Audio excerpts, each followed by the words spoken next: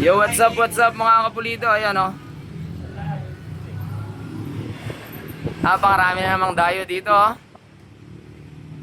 Uy, sino yun? Dayon tato. Dayon tato. Si Idol Corbe mga kapulido nandito. Si Idol Mia Orchur, ayan. Ayun sila o. Naggagala-gala lang. Gagala-gala lang kayo no, sir? Genrix. Genrix Motor Shop. Alright. Kilabot ng Tarlac. Kilabot hindi sir.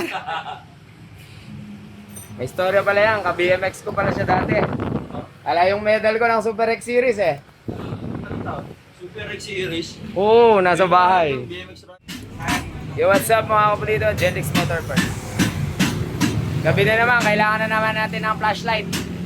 Flashlight power. Sabay dayo sila sir oh. Ang mabangis na si Sir Corbe. Saka si Reddit lang. Saka ito, 59 stock, taga-Pasig din. So, gawin lang daw natin ang video itong motor ni Sir Corbe. Yung first scooter daw ng, sino yung may-ari? Boss J. Boss J ng RS8. Yan, ito daw yun. So, na kay Sir Corbe ngayon. Pumunta sila ng Tarlac, nag-ride sila. So, tingnan natin ang problema. Pakita ko sa inyo yung kung anong gagawin natin. Alright, bali ito. Interviewin na natin yung may-ari ngayon kung ano bang naging problema ito si Sir Corbe. Sir, ano bang nangyari dito sa iyong motor? Boss kanina, tumatakbo kami okay naman. Tapos, nung pumunta na kami ng Mukada, ang nangyari, lumabas yung check engine, tapos napansin ko, bumigat siyang manakbo. Parang nag-stack up na lang siya sa 95-97 kilometer. Kumbaga, ay namagap na 100. So, tingin ko may diferensya. Okay. Kasi, simula na lumabas yung check engine. Nag-check engine siya. Bumigat na manakbo. Check nga boss, kasi ano eh. Kawawa ako sa mga kasama ko. Uy. Sino ba mga kasama? Ito. Oo, Ito yung kasama niyo. Taga-Pasig, si Revit down. Naiiwan ka sa mga to, mga sir. Dito kasi sir, check mo. dito kasi sir, wala kaming diagnostic tool. Kaya nagsiset kami. So, ang gawin natin, set na lang natin para makasabay ka sa atin. Papayit ako sa'yo. Hindi, mga kapalito. Bali ito, yun nga, may check engine siya, ayan. Error 84. So, kapag wala kang Google, diagnostic tool, i-google mo na lang, error 84. So, yun yung BBA. Wala nang paligoy-ligoy pa, let's go. So, yung error 84 is, yung BBA nga niya ay may problema, or may nag-loose, or may naputol. So, inisip-isip ko na kung ano yun.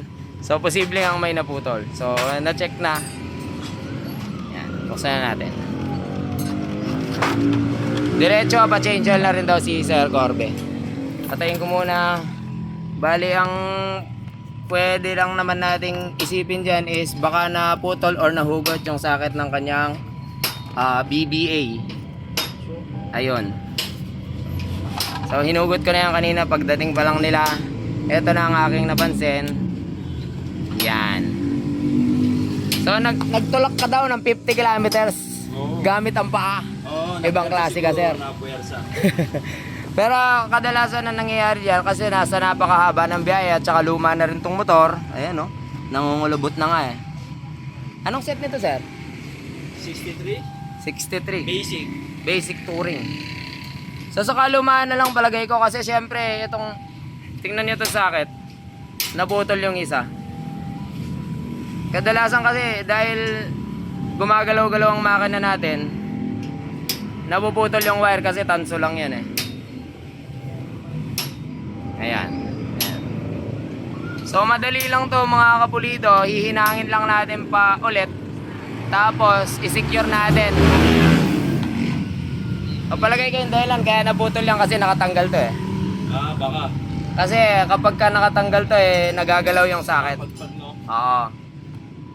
Pero paano natin ibabalik? Wala na yata yung lagayan. So wala na nga yung lagayan. So ang gagawin natin, itatali na lang natin para secure siya. So hugutin lang natin to. Meron lang naman lock yan dyan sa loob. Tusukin lang natin yung lock, may hugot na natin. Tapos hihinangan natin.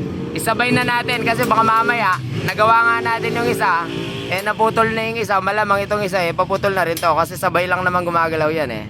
So let's go, hugutin muna natin to. Ay magpapabideo tayo sa isang sikat na vlogger. Ayan si Sir Bio Culture all the way from Manila. Ayan. Papabidyo tayo sa kanya kasi magaling mag-video to. So napakasimple lang pala ng problema nung kay Sir Corbe, di ba? Bali nakaset siya, 95, 97 na lang yung top speed. Is, namatay pala yung BBA kasi naputol yung linya. So napakasimple lang ng problema niya. Mas solve natin ang problema niya sa pamamagitan lang ng pagbabalik na itong sakit na to. Buti na lang may Google. Buti na lang talaga.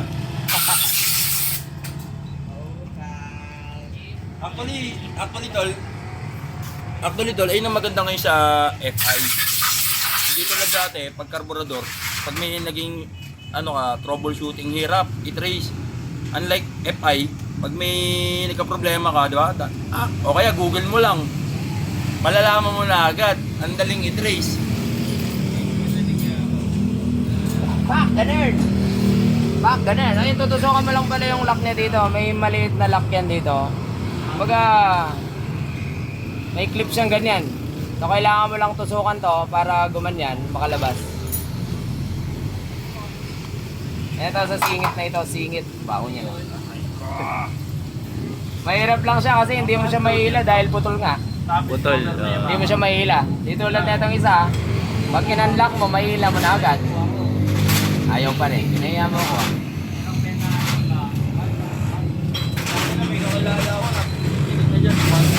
Ayaw. Medyo nakalkal na rin. Hirap akong buti. Shortcutin mo. Shortcutin na natin. Shortcut na. Short.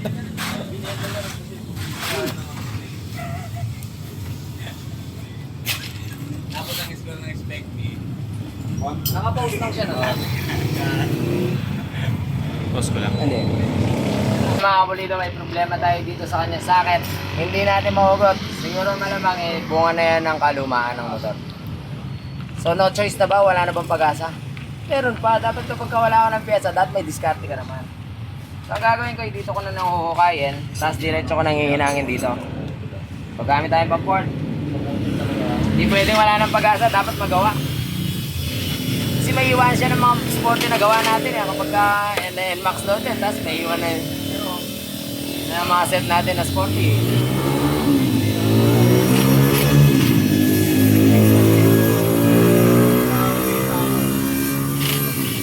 Mabagal talaga kapag namatay yung BBA kasi high specs kasi yung BBA Kapag pumasok yung BBA, nag-activate yung BBA, magiging mas racing cam yung cam niya.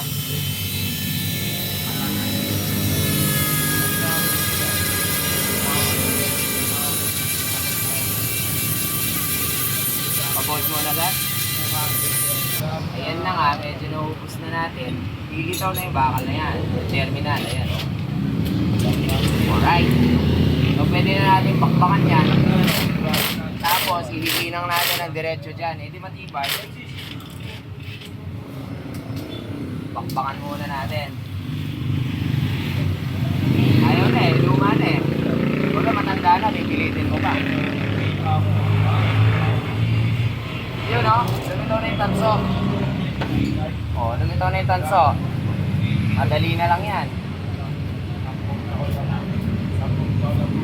Bakbakan lang natin to. Dudugtong lang natin dyan. O kaya pwede nang hinangin na lang ng diretso. Ayan. Nakalaban pa kasi yung isa putulin na lang natin yung isa. Sabihin nga matagal ka na vlogger. Naka-record ka? Basket. So malamang sa malamang mainit na ito. Kaya pwede na nating hinangan yan. Muusok-usok pa. Usok na. Amuyok. Okay na ka dyan? Uy! Nalaglag yung flashlight power. Okay na. Kung tayo nagtatrabaho Pero hindi ko balag yung mga basher ko na bakit daw gumagawa kami ng gabi. Napakalaking tulong nito. Ang daming nasiraan ng gabi, mga kapalito.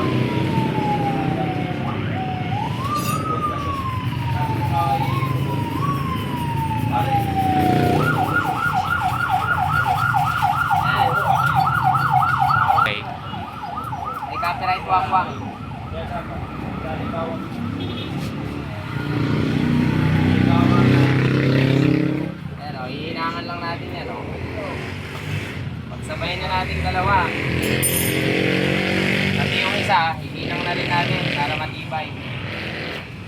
Baguhin na rin natin kasi matagal na yan.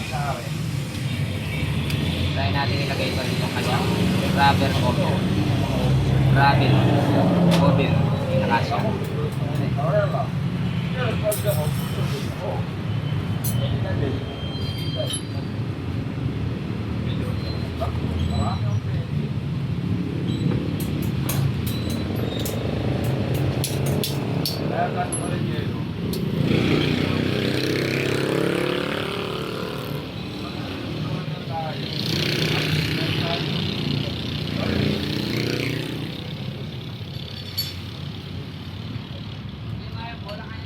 Wah.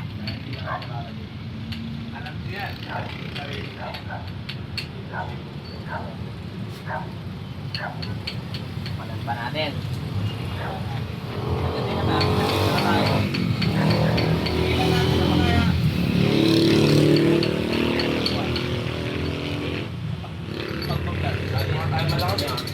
Wala pa nga tayo 2 buwan, pinag-grupo, laki na eh. Magkakaibahan yung member.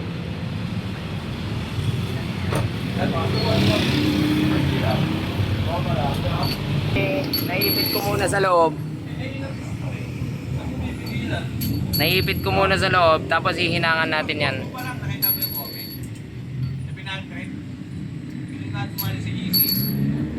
Eh.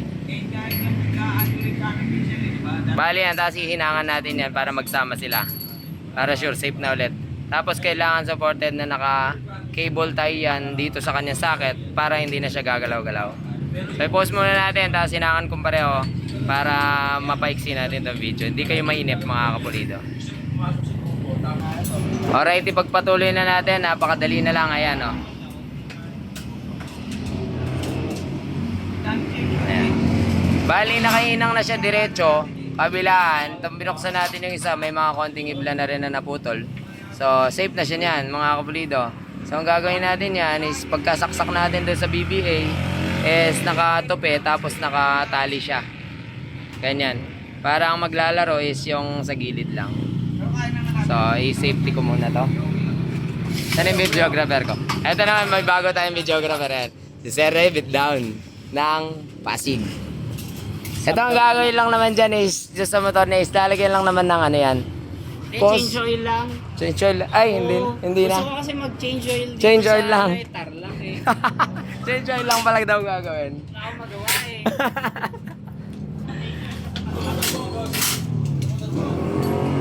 So, babalikan natin ang mga goma.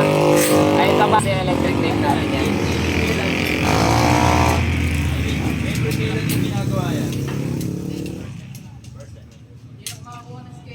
So, ayan. Hindi ko lang ganang ikpitan kasi itong lock kailangan.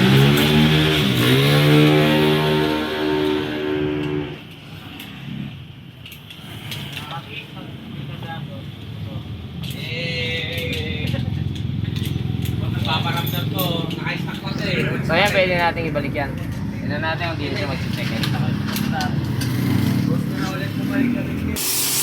Alright, bali na ilagay ko na. Bali, ayan ha.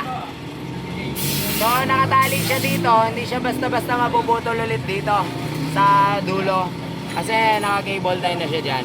So, tingnan natin kung under na ba ang BBA niyan at mawawala na ba yung check engine. Pero kung nandyan pa rin yung check engine, eh, pwede naman natin siyang i-delete. Meron naman tayong gamit na pan-delete ng error. Baka mahugutan na ng spark plug pa ko. Ito. Yan, i-ayos ko muna mga kapulido.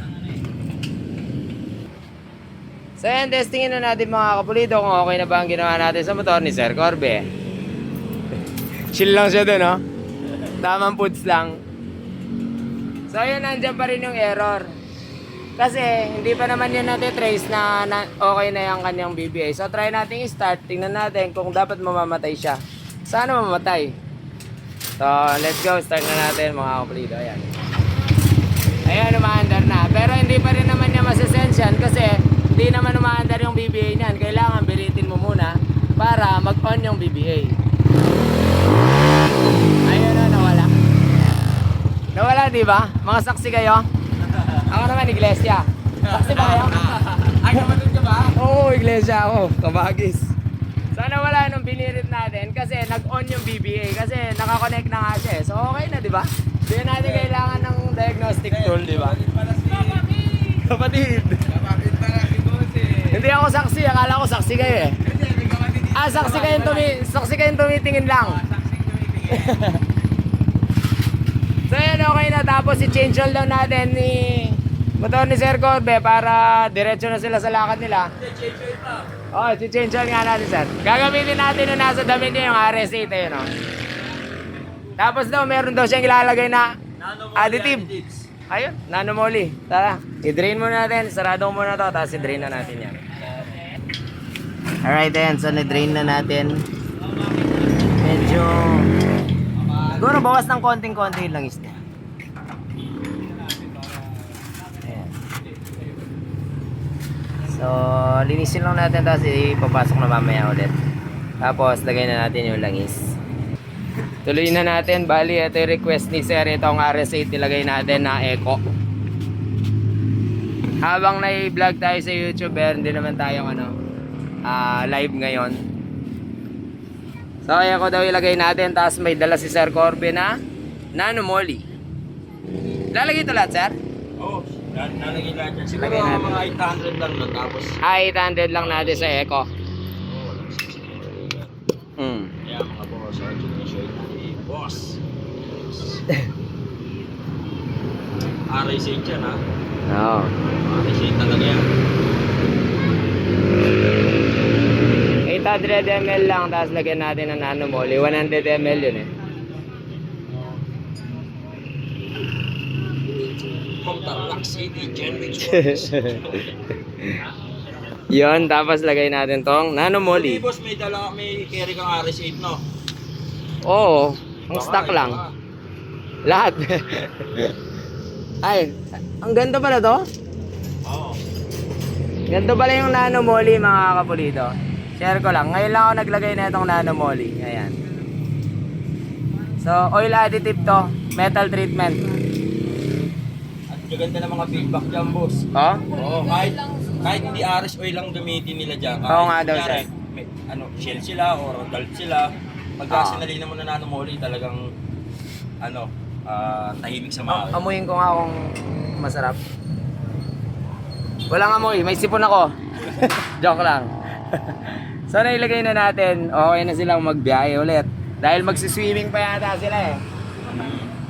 Ayos na ang ating ginawa sa kanyang BBA check engine. Ayos na mga kapulido and change oil. Boss, thank you ah. Salamat sa panonood mga kapulido. Ayan, solid na dayo natin all the way from Manila. Sir Corbe.